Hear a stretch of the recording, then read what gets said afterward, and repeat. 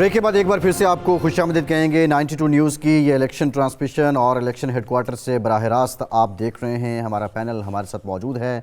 राव साहब, थोड़ी हलकों से मुतालिक बात कर लेते हैं। पिछली बार मौलाना फजलुर रहमान साहब शिकस्त हुई थी उनको। वैसे इंटरेस्टिंगली 2008 में भी उन्हें फैसल करीम कुंडी साहब ने हराया था, जो उनका डेरा इस्माइल खान का हलका है। 2018 में भी वो हारे थे, अली अमीन गंडापुर साहब ने हराया था। और अब 2024 है। ये 4 और 8 जब इनको तकसीम हम करते हैं तो वो साल मौलाना के लिए कुछ अच्छा नहीं आता। लेकिन आप समझते हैं कि ये जो इलेक्शन है इसमें बड़े बड़े बुर्ज उल्टेंगे या कोई बहुत बड़ा अपसेट नहीं होना पॉलिटिकल फिगर्स को लेके? देखिए, अगर तो 2018 वाले रिजल्ट आते हैं फिर तो बुर्ज तो नहीं उल्टेंगे, वो तो वही कह ले कि रिपीट हो जाएगा। बुर्ज उलटने से मुराद ये होती कि अगर ये सारी पार्टियां जीती होती, मौलाना साहब भी जीते होते, बाकी सारे 88 में हुआ था और इरशाद साहब को याद होगा अखबारों की हेडलाइन यही थी, बुर्ज उलट गए। तो वो पीर पुगाड़ा साहब हार गए थे और ये सारे बड़े बड़े सारे तकरीबन जितने नामी ग्रामी सियासतदान थे सारे हार गए थे। मौलाना साहब का ये है कि एक लाइटर नोट है कि अगर वो जीत भी जाएं, वो तो सदारती उम्मीदवार है मेरा ख्याल है, तो उन्होंने छोड़ देनी है सीट, तो उन्होंने सदर बन जाना है, तो वो फिर दोबारा होगा इलेक्शन वहाँ पे। कौन बनाएगा? वो उनके बेटे की वलीमे पे कोई आए नहीं, पीएमएलएन वाले, वो अभी तक नाराज बैठे हुए हैं, इतने गुस्से में बैठे हुए हैं सारे। वो उनको बनाएंगे यार। लाइटर नोट का मतलब ये नहीं था कि मैं नॉन सीरियस नहीं हूँ। वैसे ये इलेक्शन कैंपेन के दौरान डिस्टेंस क्यों कर लिया मौलाना से? पीपल्स पार्टी ने भी, पीएमएलएन नहीं, सिंध के अंदर एडजस्टमेंट की बात होनी थी। नहीं सर, सिंध के अंदर मौलाना फजलुर रहमान, जीडीए और एमक्यूएम ये सारे एक हैं। जी बिल्कुल। इकट्ठे मिलके उसके लड़ रहे हैं इलेक्शन। वो तो सिंध के अंदर बिल्कुल डिफरेंट है। 30-40 साल में ये फेज नहीं आया था जो इस वक्त मौलाना जितने परेशान है, कोई भी परेशान नहीं, इसीलिए वो बार बार कह रहे थे इलेक्शन नहीं चाहते थे। उन्होंने मुतअद्दिद दफ़ा कहा, वो वाहिद आदमी थे पाकिस्तान के अमंग द मेजर पॉलिटिशियन जो बार बार कह रहे थे कि मौसम ठीक नहीं है, हालात ठीक नहीं है, इलेक्शन ना करवाए जाएँ। और उसकी वजह समझ आती है, 30-40 साल में पहली दफ़ा हुआ। एक तो वो पार्लियामेंट से बाहर थे, इस दफ़ा वो इलेक्शन पिछला हार गए। फिर उनकी गवर्नमेंट, उनकी जो पार्टी है, पहली दफ़ा 30-40 साल में हुआ कि ना वो किसी सूबे के अंदर हुकूमत का हिस्सा थे, ना यहाँ पे वफाक के अंदर थे। इसीलिए वो डेस्परेशन थी कि वो पीडीएम का हिस्सा बने। और इस दफ़ा भी जो है उनके हालात बड़े मखदूश हैं। उसकी जो सबसे बड़ा नतीजा ये है कि वो डेरा इस्माइल खान की तो कॉन्स्टिट्यूंसी पे आते हैं, मगर यहाँ से क्योंकि पिछली दफ़ा हार गए थे, इस दफ़ा भी वो बहुत इनसिक्योर है। वहाँ जिस किस्म के उनके खिलाफ जलसे हो रहे हैं ना, बड़े बड़े जो पीटीआई के बड़े बड़े, तो उससे वो घबराए हुए हैं। इसलिए पहली दफ़ा वो बलूचिस्तान में जाके पशीन की सीट से महमूद खान अचकज़ई से उन्होंने कभी इल्हाक नहीं किया था, उनके साथ कर रहे हैं। फिर वो बलोच नेशनलिस्टों के साथ पहली दफ़ा इल्हाक कर रहे हैं, अख्तर मेंगल साहब के साथ, वो वहाँ जाके लड़ रहे हैं। और वहाँ भी प्रॉब्लम हो रही है कि महमूद खान अचकज़ई उनके मुकाबले में कैंडिडेट हटा भी दें, तो वहाँ उस्मान काकड़ के जो साहबजादे हैं वो बड़ा मैटर करने लग पड़े हैं, तो वहाँ भी उनका मुश्किल है। और यहाँ इनकी 40,000 की लीड से ये हारे थे, अमीन गंडापुर से 40,000 वोटों से हारे थे। सादवी अली कॉन्स्टिट्यूंसी में उनके बेटे जो असद महमूद साहब, अब वहाँ लकी मरवत के अंदर भी सूरत हाल ख़राब है। बन्नू ऊपर वाली जो उन्होंने टांक वाली सीट जो जीती थी, वहाँ भी मुश्किलात हैं। तो ओवरऑल जो साउथ केपी के अंदर ओवरऑल जेयूआई की बड़ी मुश्किलात है वहाँ पे, खास तौर पे मौलाना फजलुर रहमान की जो पॉलिटिक्स है ना, बेसिकली वो कह ले के सबॉर्डिनेट करती कोई भी बड़ी पार्टी, पीपल्स पार्टी हो या वो हो। उन्होंने खुद तो हुकूमत बनानी नहीं मरकज़ में, उनको होता है बलूचिस्तान में हिस्सा मिल जाए, केपी में हिस्सा मिल जाए, और ख़ुद उनका वो 2018 तक जैसे मज़े लेते रहे, वो उनका मामला चले, फ़ोन करें, उनके काम हो जाएँ और वो इस तरह से उनको मराहत वगैरह मिलती रहे। लेकिन अभी जो सूरत हाल है उसमें मेरा ख्याल है कि उनके लिए सबसे बड़ा चैलेंज ये है कि अगले जो डिस्पेंसेशन है, अगर तवक्कुआत जो की जा रही हैं उसी के मुताबिक आती है, तो वो किस तरह से एडजस्ट होंगे, उसमें किस रोल में एडजस्ट होंगे, आया उनके पास कोई इतनी सीटें होंगी कि वो बारगेनिंग कर पाएँ बुनियादी तौर पर। अभी तो जिस तरह आमिर साहब बता रहे हैं कि पहला चैलेंज तो ये है कि उन्होंने अपनी सीटें निकालनी है और जो पहले नंबर था शायद उसी को रिटेन करें। अपनी सीटें तो फिर और टॉपिक हो जाएगा। अपनी सीटों से मुराद ये है कि ऑब्वियसली अपनी सीटों में उनकी सीट भी शामिल है। ब्रिगेडियर साहब, अगर आप समझते हैं कि जो कंसर्न था मौलाना का, सिक्योरिटी कंसर्न जो उनका था, वो जेन्युइन था, या ये जो मौजूदा अपने ग्राउंड रियलिटीज़ हैं, पॉलिटिकल जो हालात थे, कंडीशन थी, उसको देख के वो चाह रहे थे कि आगे कुछ दिन मिल जाएं तो बेहतर है? नहीं, मैं समझता हूँ उनके केस में आपको मालूम है कि बजौर में JUIF का एक जलसा हुआ था जिसमें मदरसे के बच्चे थे और 30-35 बच्चे उसमें शहीद हुए।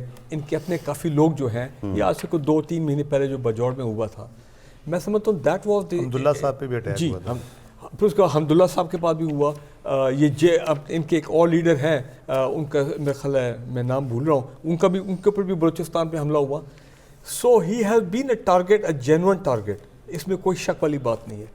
और probably this was the reason कि ये थोड़ा एकदम शेल में चले गए, ठीक है ना जी।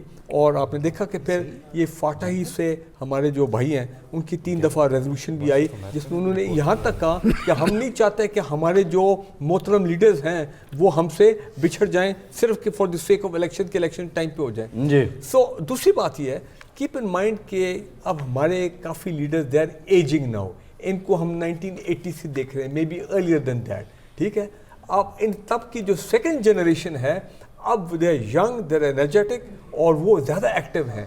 मौलाना फजलुर रहमान साहब अब उस एजिंग कैटेगरी में आते हैं, शायद इस मरतबा वो मैनेज कर जाएं अपने सीट जो कि लेकिन मेरी असेसमेंट ये है कि 2029, वैसे तो मेरे को पता नहीं कि कल सुबह क्या हो जाए, लेकिन अगले इलेक्शन जब भी पाकिस्तान में होंगे, होपफुली 5 साल बाद 2029 में, काफ़ी जो लोग इस वक्त एजिंग कैटेगरी में हैं, लेट 70s में, many of them may not be there in the sense, अल्लाह उनको बहुत ज़िंदगी है सबको, लेकिन देखा एक टाइम होता है कि एज होता है, you have to retire. Although Pakistani politics में there no thing as retirement, ठीक है ना जी। लेकिन जिस तरह भी हमारे सर बता रहे थे कि शायद कायम अली शाह साहब जो हैं, कितने एजेड हैं, वो भी सिंध शायद रिटायर नहीं हुए, इलेक्शन तो दोबारा असेंबली में भी थे वो। अब वो सोच। लेकिन मैं अभी एक बात करना चाहता हूँ वेरी क्विकली। अमेरिकी सदर भी काफ़ी ज़ईफ़ हैं। पाकिस्तान की politics is all about deals, compromises, unpredictable.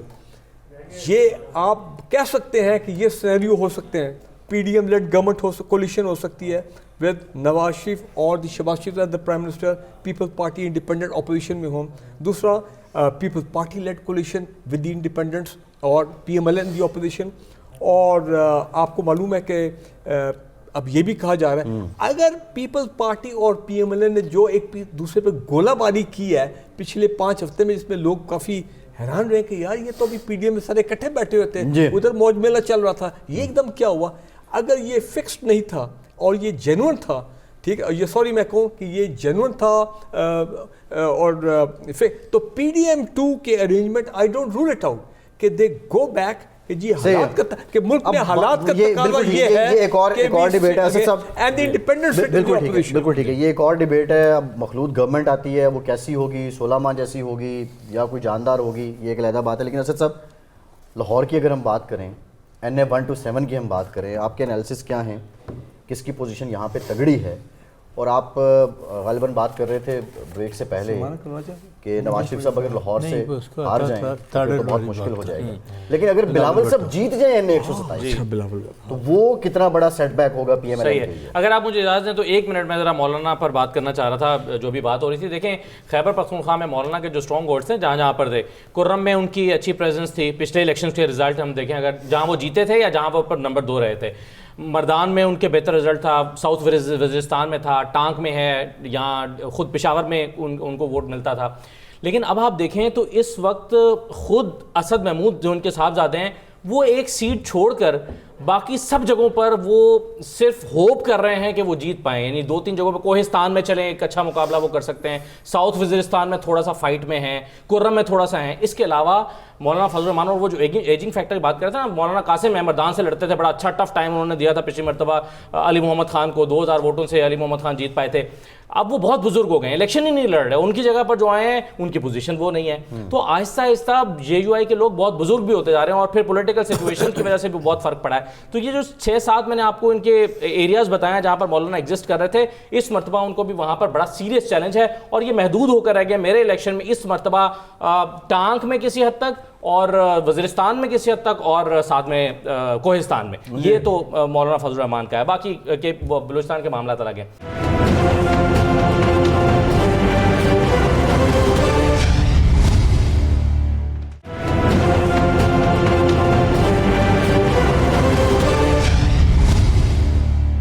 अब आ जाइए 127 की आप बात कर रहे थे।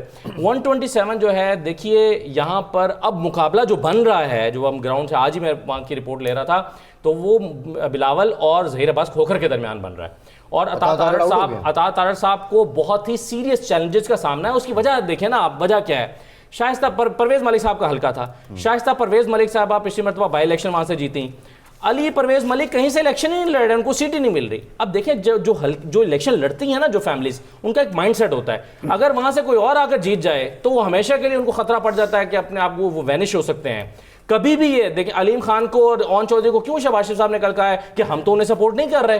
उन्होंने कहा कि हमारी सीट एडजस्टमेंट हुई है, सपोर्ट नहीं कर रहे, क्योंकि उनको पता है अगर ओन चौधरी यहाँ से जीत गए और अलीम खान जीत गए तो ये हमारे लिए मुस्तकिल खतरा बन जाएंगे। तो इसलिए एक तो अता तारड़ साहब को वहाँ से उस फैमिली की सपोर्ट नहीं मिल रही जो फैमिली वहाँ से इलेक्शन लड़ती और जीतती है। दूसरा, वो बिल्कुल नए हैं इस हल्के में, उनके वहाँ पर रूट्स नहीं हैं। तीसरा यह है कि बिलावल साहब जिस तरीके से इलेक्शन लड़ रहे हैं और वहां पर एक मखसूस गरीब कम्युनिटी को जिस तरह से वो टारगेट किया जा रहा है, सपोर्ट क्यों नहीं मिल रही? क्योंकि जो शाइस्ता साहिबा की नन है यास्मीन रहमान साहिबा, वो मिसबा साहब की अहलिया भी हैं और वो पीपल्स पार्टी में हैं, बिलावल साहब के खास आदमी भी हैं, वो फैक्टर है या टिकट ना मिलने की वजह से? देखें, मैं बुनियादी तौर पर तो मैं ये समझता हूँ कि अगर आप एक हल्के में जो फैमिली जहां से सियासत करती है, अगर वहां से कोई और आ जाए तो वो कभी उसके पांव जमने नहीं देगी, क्योंकि वो उनकी बका को खतरा लायक हो जाएगा। ये सिर्फ इसमें नहीं, ऐसी आपको 20 मिसालें पंजाब में मिलेगी। आपने देखा कि बाद दफा किसी जगह पर टिकट अगर PMLN ने नहीं दी, मुनरिफ लोगों को दे दी PTI के, तो उन्होंने उनकी हिमायत नहीं की। अब 2017 जुलाई 2022 के इलेक्शन आप निकाल के देख लें, नून वालों ने उन आज़ाद मुनहरिफ लोगों की हिमायत नहीं की थी, चुप करके घर बैठ गए थे। उनको पता था कि अगर ये जीत गए तो यहाँ पर हमारे लिए खतरा बन जाएंगे। तो इसलिए मुख्तलिफ फैक्टर्स मिलाकर अता तारड़ साहब को एक सीरियस वहाँ पर थ्रेट मिल रहा है और बिलावल साहब जो है वो अपनी कैंपेन को दूसरे नंबर पर बनाने में अभी तक कामयाब हुए में। कल का दिन मौजूद है, कैंपेन तो नहीं कर पाएंगे लेकिन डोर टू डोर तो बहरहाल वो जाएंगे। यानी बिलावल साहब कैंपेन करने के वजह दूसरे नंबर पे हैं मेरे ख्याल में। वो इस वक्त तक अपनी पोजीशन जो है गरीब तबकों को जैसे वो अप्रोच कर रहे हैं, जिस तरह वो अप्रोच कर रहे हैं, जिस तरह से वो पैसे बांट रहे हैं, वोट है और वो मैटर करता है। 10 से 20 हज़ार के करीब वहाँ पे वोट है और वो बिल्कुल मैटर करता है। मगर आप बात कर रहे हैं माइक्रो छोटे छोटे पॉइंट्स की कि जिस तरह परवेज़ मलिक के ख़ानदान के पहले 3 लोगों को MNA बनाया हुआ था, अब वो बिल्कुल ही शाइस्ता बीबी को कोटे की सीट तो दे दिया मगर वो खुद वफात पा गए और उनके बेटे को कहीं एडजस्ट ही नहीं किया गया। और एक आदमी जो कि कॉन्स्टिट्यूंसी के अंदर पिछले इतने अरसे से चल रहा होता है, जब नहीं दिया जाता फ़र्क पड़ता है। मगर मेरा ख्याल है जो नवाज शरीफ साहब की सीट है या बिलावल साहब वाली सीटें हैं, ये आप ओवरऑल पंजाब में, सेंट्रल पंजाब में और पर्टिकुलरली लाहौर में ओवरऑल मूड देखना होगा कि ये जो लार्जर क्वेश्चन है ना, टर्नआउट की बात कह रहे हैं और ये लोग क्या घर से निकलेंगे नहीं, इस मूड पे डिपेंड करता है। अगर नून लीग हारेगी तो फिर ये 1-2 सीटें नहीं हारेगी, ये बहुत ज़्यादा लाहौर की 14 में से फिर 14 में से हो सकता है 12-10 सीटें हार जाए। सो ये ओवरऑल मैं समझता हूँ लाहौर के अंदर आप मूड होगा, एक देखेंगे आप कि एक या फिर पूरा इधर जाएंगे या पूरा इधर जो आएंगे, ये दरमियानी 19-20 वाली स्विंग नहीं होगी लाहौर में इस वक्त, ये तय होगा। और लाहौर में जो होगा उसकी रिफ्लेक्शन आपको बाकी जो शहरी इलाके हैं, गुजरांवाले में, फैसलाबाद में, मुल्तान में, वहाँ भी वो नज़र आएगी। सो ये लार्जर क्वेश्चंस हैं जो ये परसों डिसाइड होने। लेकिन एक क्वेश्चन में शीट में बात कर दूँ कि 2013 में और 2018 में दोनों में उस वक्त 13 NSCs थी लाहौर की, PTI अपना PMLN ने डोमिनेट किया था। 14 PMLN डोमिनेट किया था, PTI ने 2-3 सीटें इस तरह करके लिए थे। इस मरतबा अगर आप लाहौर शहर में जाएं तो आपको जो बैनर नजर आ रहे हैं वो सिर्फ आपको PMLN के नजर आएंगे, कहीं कहीं आपको स्प्रिंकलिंग नजर आएगी, लगाने दिए नहीं जा रहे आप।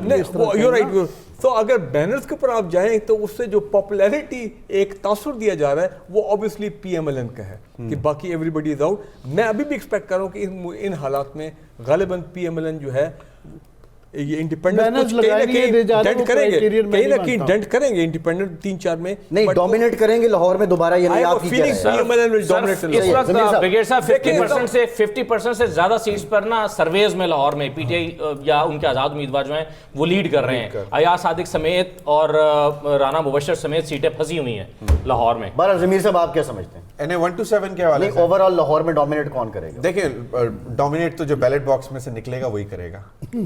अब ये देखिए ना, अब कोई गैसवर्क भी होता है भाई। अगर अपना कहते हैं, देखें बात ये है कि जो रिवायती देख लें 2013-2018 में दे डोमिनेटेड सर देखें, और अभी हवा का रुख भी उनकी तरफ है। तो सर, देखिए, बैलेट हवा- बॉक्स में हवा- डालने दिया हवा- जाएगा तो निकलेगा ना भाई। हवा इस दफा उनकी तरफ नहीं है। बैनर बड़ा फ्लटर कर रहे हैं, बहुत सिर्फ flutter कर बैनर बहुत ज्यादा है ना, मसला ये आर्टिफिशियल हवा भी दी जा रही है ना कि यार बैनर जरा हिलता हुआ नजर आए ना। एक थे लेकिन लाहौर में थे एक मियाँ शहबाज, जी जी आपको याद होगा, जी। वो इलेक्शन में खड़े होते थे, उनके बैनर सबसे ज़्यादा होते थे और वो हमेशा हार जाते थे। बिलाखिर एक दफ़ा मुस्लिम लीग नून ने उनको टिकट दे दी और एक दफ़ा MPA वो बन गए। अदरवाइज बैनर सबसे ज़्यादा मियाँ शहबाज के लगते थे। वो मशहूर ही मियाँ शहबाज बैनर वाला हो। पिछली मरतबा अलीम खान के बैनर सबसे ज़्यादा थे लाहौर में। पता है क्या, NA 127 के मतलब मैं बात करूंगा। एक तो ये कि वो गुजरांवाला वाले उनको अता तारड़ साहब को नहीं करते हैं, बहुत माड़ा है। मतलब गुजरांवाले में कहना ना, जिस तरह दाव पेच मियाँ शहबाज शरीफ साहब दिखा रहे थे अपने आप को पहलवान। एक तो ये, दूसरा ये कि वो इधर आए हैं तो इधर के लोग भी उनको ओन नहीं कर रहे हैं। और फिर तीसरा जो उनकी बॉडी लैंग्वेज और जो लैंग्वेज वो इस्तेमाल कर रहे हैं, उससे वो इतनी डेस्परेशन नजर आ रही है ना। अब ये कोई बात है करने की कि जी 9 अपना कहते हैं फरवरी भी आनी है, भाई आप किसको धमकी दे रहे हो? आप कहना क्या चाह रहे हो कि जी अगर मुझे वोट ना दिया, या तुम लोग अगर मतलब जो कह रहे थे कि जी तुम लोगों ने पैसे लेके अगर वोट ले लिया, तो दूसरी तरफ सोशल मीडिया ने वो भी दिखा दिया कि PMLN NA 127 में PMLN भी खरीद रही है। मतलब सोशल मीडिया पे ये चीजें चल रही है ना, पीपल्स पार्टी के मुतालिक भी यही चल रही थी, यही बात थी ना। तो उन्होंने थ्रेट देना शुरू कर दी कि जी ऐसी की तैसी मैं तुम लोगों के खिलाफ FIR कटवाऊंगा।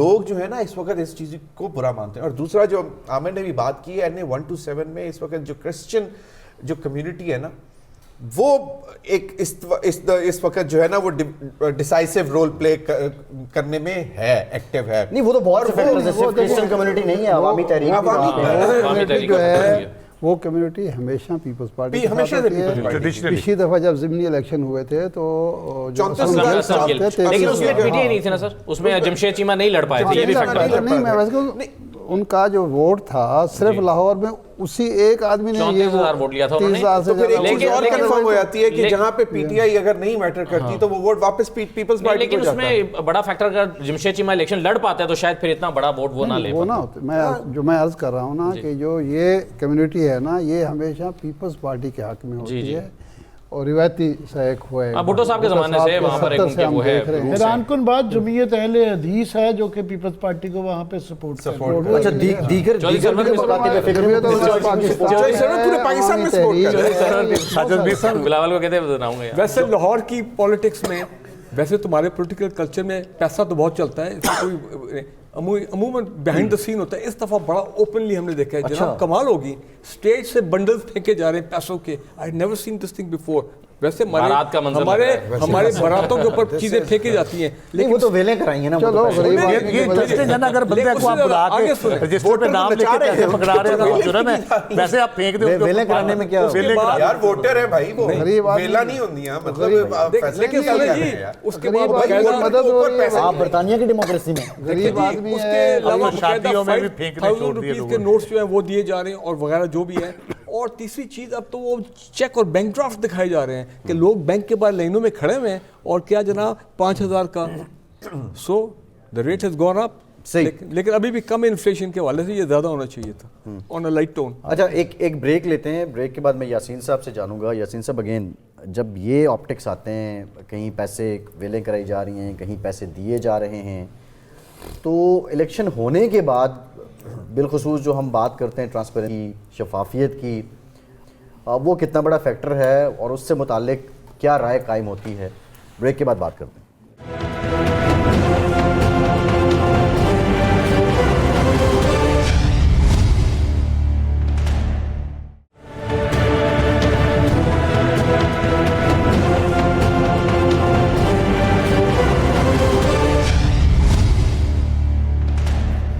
ब्रेक के बाद एक बार फिर से आपको खुशामदीद कहेंगे। यासीन साहब, ब्रेक से पहले जो सवाल आपके सामने रखा था, इंतखाबात की शफाफियत, वैसे तो हर इंतखाब से मुताल्लिक की बात होती है और पहले भी ऐसी बातें हो रही होती हैं और बाद में भी जो हार जाता है वो कहता है जी धांधली हुई है, और अब की बार हालात कुछ ज़्यादा ही गैर मामूली भी हैं।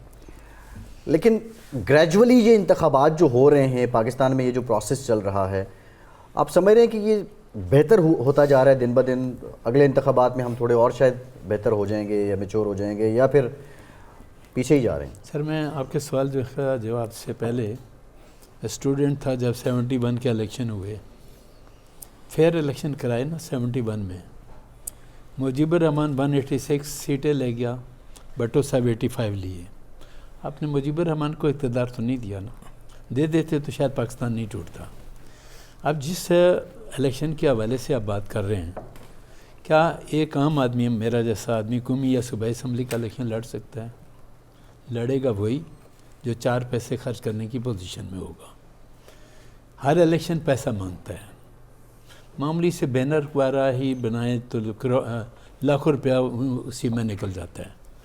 आप हल्का 127 की बात कर रहे थे, उसके मतलब जहाँ तक मैंने थोड़ा सा तजिया किया लाहौर में, मेरे नज़दीक अता ताड़र इस वक्त सबसे ज़्यादा बेटर पोजीशन में है, और नंबर 2 पे जो आज़ाद उम्मीदवार है बिलावल मेरे हिसाब से नंबर 3 पे जा रहा है। मेरा अपना जो एस्टीमेट है वो मैं बता रहा हूँ।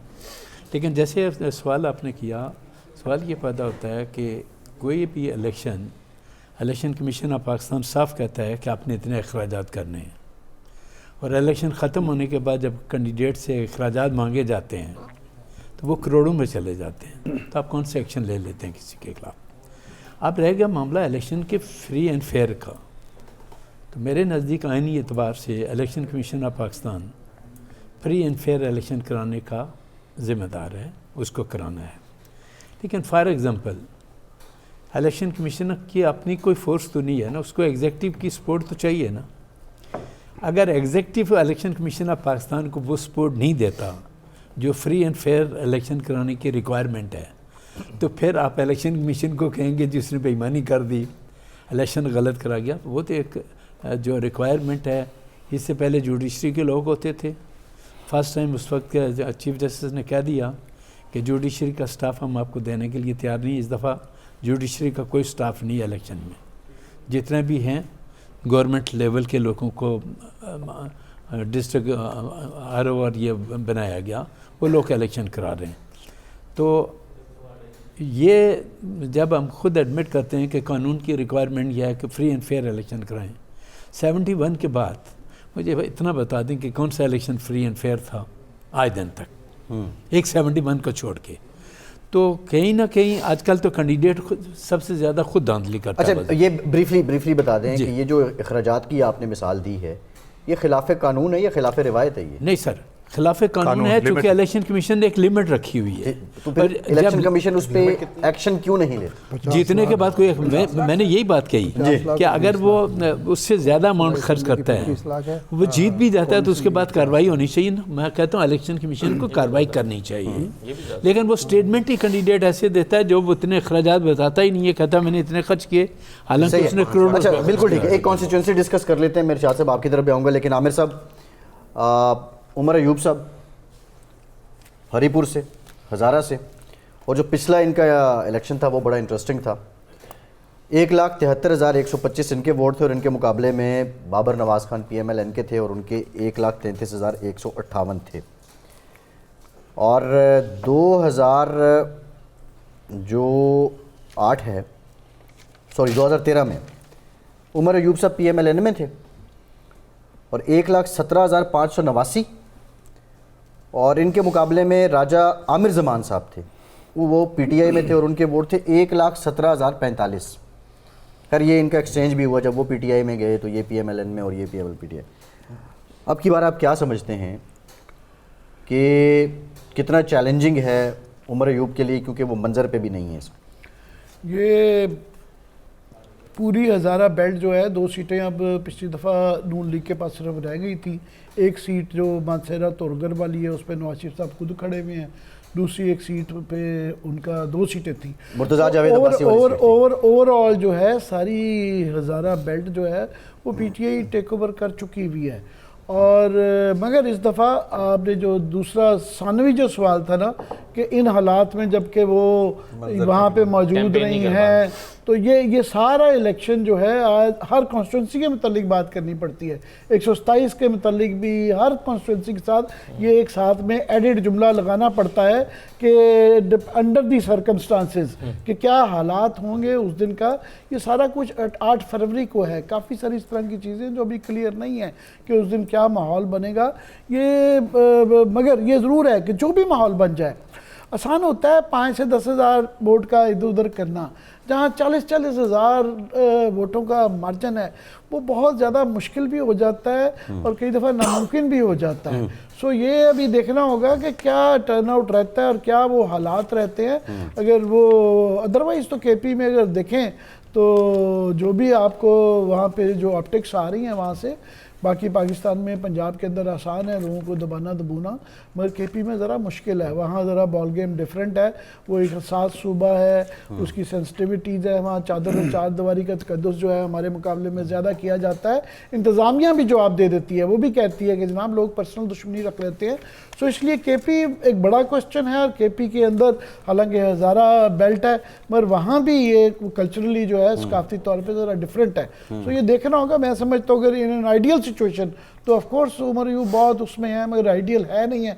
सो वो देखना होगा क्या 8 फरवरी को क्या माहौल होता है। स्पोर्ट के हवाले से ना वहाँ पे उमर अयूब इस वक्त पहले से ज़्यादा उसकी मजबूत उसकी सपोर्ट है पहले से भी कहीं एक और फैक्टर एक और फैक्टर आप देखें ना कि यहाँ पर 2 ही जमातों का मुकाबला हो रहा है, यानी जो पिछली मरतबा 2018 में 1,72,000 के बाद 1,32,000 या 33,000 और उसके बाद तीसरी पार्टी जो थी वहां पर उसके 9,000 वोट थे। इसका मतलब तीसरी पार्टी एग्जिस्ट ही नहीं कर रही। पीएमएलएन को और पीटीआई का मुकाबला। इसी तरह 2013 में भी देखें तो 1,16,000 1,14,000 और तीसरी पार्टी के सिर्फ 19,000 वोट है। एग्जैक्टली।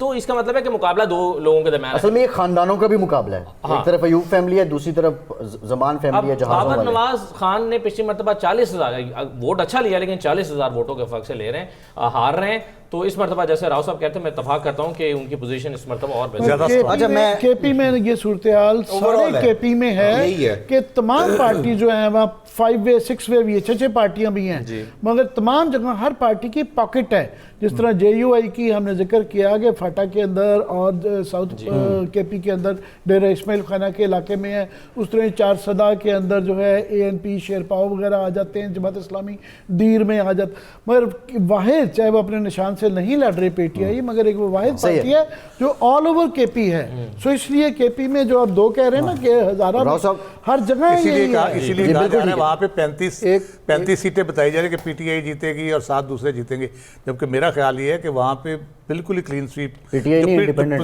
PTI इन आज़ाद PTI आज़ाद PTI तो नहीं है ना जी, इंडिपेंडेंट सुप्रीम कोर्ट के मुताबिक नहीं है। एक बात आज़ाद साहब ने की थी वो बात कि 70 के बाद कोई फेयर एंड फ्री इलेक्शन नहीं हुए, मैं इससे इत्तेफाक करता हूँ। ये भी हकीकत है कि इस फ्री एंड फेयर इलेक्शन ना कराने की वजह से आज का पाकिस्तान 18 से बदतर है, 18 का 13 से बदतर था, 13 का 8 से बदतर था। ये जो हमारा ज़वाल है और हम एक भिखारी कौम बन चुके हैं, इसको भी मद्देनज़र रखें कि ये काम अब चलना नहीं है और चलना नहीं चाहिए। हमें सोचना चाहिए कि एक ऐसी मजबूत अवामी हुकूमत, मुंतखब हुकूमत आनी चाहिए जो पाकिस्तान को इन मसाइल से निकाले, इन मुश्किलात से निकाले और हम एक जमहूरी रियासत के तौर पर आगे बढ़े।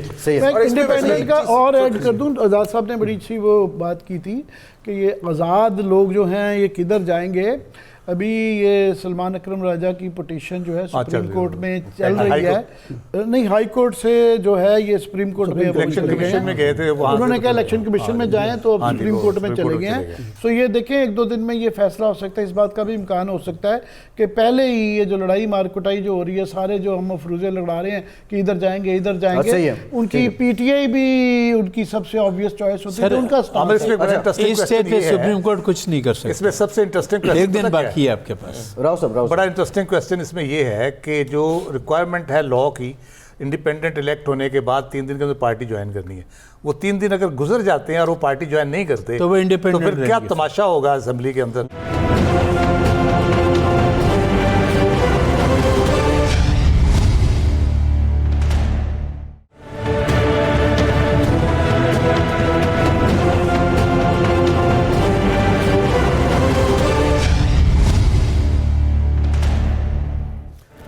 ब्रेक के बाद एक बार फिर से आपको खुशामदीद कहेंगे 92 न्यूज़ इलेक्शन हेडक्वार्टर में।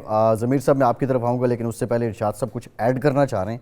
इरशाद साहब आप बात कर लीजिए। असदुल्ला साहब ने एक बात कही कि बिलावल साहब ने एक नारा लगाया है कि सस्ता होगा दाल और चावल, वज़ीर आज़म होगा जब बिलावल।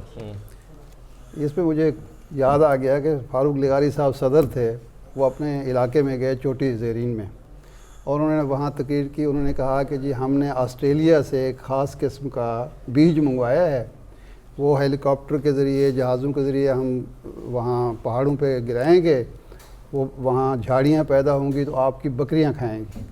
तो एक बंदा खड़ा हुआ, उसने कहा सरदार साहब आप ऐवान सदर तक पहुँच गए, हमारे लिए आप भी बकरियाँ चरानी है हमने। यानी आप सोच मुलाजा करें जिसने भी इदारा दिया कि गरीब आदमी को दाल चावल ही मिलने हैं, बाकी मजे सारे जो है वो भी गनीमत है।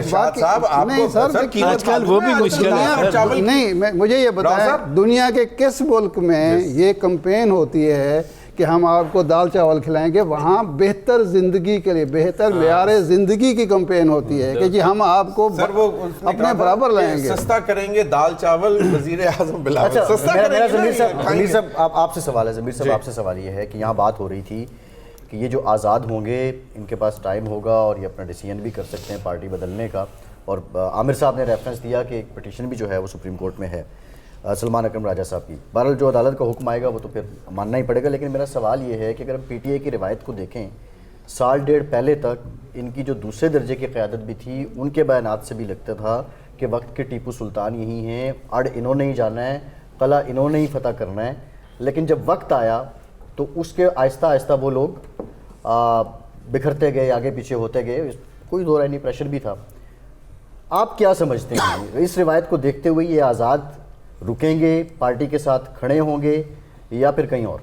वैसे असदुल्ला ज़्यादा अच्छे वो शेर, वो क्या एक शेर होता है कि तीर खा के देखा, शेर और तीर आप दोनों एक ही मिसरे में डाल दिए। मुड़कर जो देखा कमी घा की तरफ तो अपने ही क्या मुलाकात हो गई। तो देखिए ये अब एक चीज़ अनहोनी नहीं होती है यहाँ पे। बिल्कुल मुझे इरशाद आरिफ साहब की बात सही लगी कि जी ये इस दफ़ा इतनी सोबतें बर्दाश्त करके, इतनी सख्ती से इंडिपेंडेंट इलेक्शन लड़ के आ रहे हैं, तो ये क्या अपनी और ये रिवायती सियासतदान भी नहीं है मोस्टली, और लॉयल्टीज चेंज करेंगे। लेकिन बात यह है कि देखें एक वक्त आता है कि सब कुछ बदल जाता है। अच्छा, इस इंडिपेंडेंट में एक ये बात नहीं ऐड कहता कर कि सारे चले जाएंगे, लेकिन एक अच्छा नंबर आपको चेंज होता नजर आएगा जो अपना किसी ना किसी तरफ जाएंगे। इवन केपी में भी, इवन केपी में भी देखें। अब अगर आपको याद हो वो सेनेट के इलेक्शंस जी, इन्होंने कितने 20-22 अपने लोगों को फारिग किया था, पीटीआई के लोग जो बिक गए थे।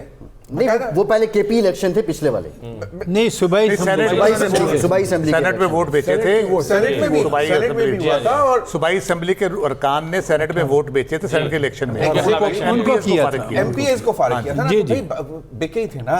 बात तो ये है कि जिस तरह ये ब्रिगेडियर साहब बात कर रहे हैं कि सब माया है, बात ये, मैं ये नहीं कहता कि जी जितना भी नंबर आएगा, अभी तो हमारे पास नंबर नहीं है ना इंडिपेंडेंट कैंडिडेट्स का, मैं ये नहीं कहता, मैं कहता हूँ कि 50% भी नहीं, 20-25% फिर अच्छा, कहीं मैं ब्रिगेडियर साहब सवाल की करेक्ट कर दूं एक बात कि सलमान अकरम राजा की जो पिटीशन है उनका स्टांस ये है कि हम पीटीआई जो है हमारा बल्ला निशान गया है, मगर हमारी रजिस्ट्रेशन कैंसिल नहीं हुई, ज्वाइन नहीं करना पीटीआई में, हम पीटीआई हैं, हम कैंडिडेट ही पीटीआई मैं आपको मिसाल भी दे देता हूं। ब्रिगेडियर साहब एक छोटी सी वो बात,